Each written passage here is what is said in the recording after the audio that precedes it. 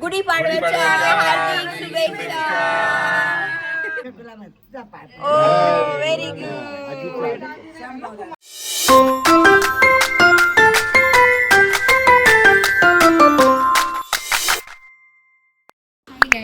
So welcome and welcome back to my YouTube channel. तर आजचा blog खूप special आहे कारण आज आहे गुढीपाडवा.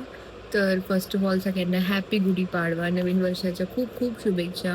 आणि आजच्या नवीन वर्षाची सुरुवात मी एक फ्रेश ब्लॉगपासून करते.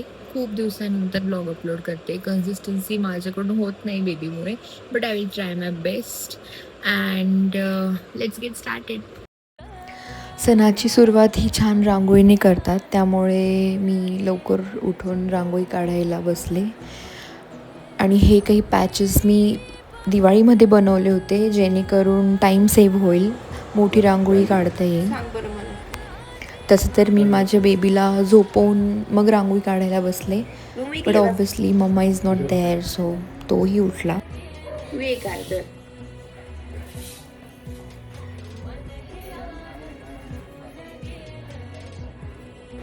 अँड ऑनेस्टली मला असं वाटतं की rangoli is not just a decoration किंवा festive thing, it's more like a feeling.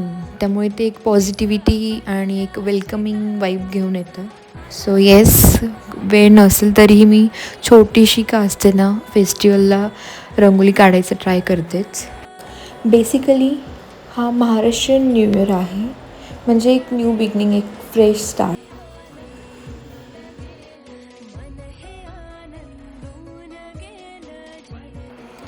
So my rangoli is also ready. आता मलाही रेडी व्हायचं आहे.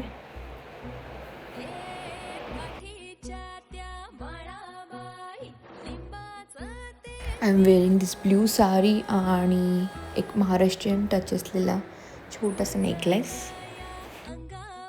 तर आज सण असल्यामुळे सगळेच जमलेलो, काका काकू, माझे इनलॉज. आता सगळे रेडी झालेलो आहे आणि आम्ही जातो आहे गुढीची पूजा करायला. ही आहे आमची छानशी गुढी उभारलेली.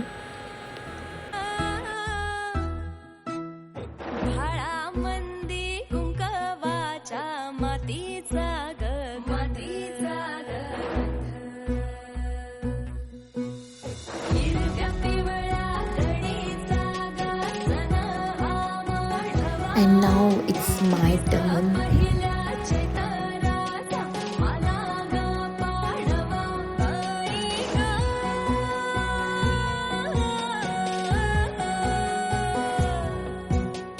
तसा आमचा हा फर्स्ट गुढीपाडवा होता विथ फॅमिली. युजली आम्ही पुण्याला असतो तर तिथेच सेलिब्रेशन झालेलं लास्ट टाइम पण.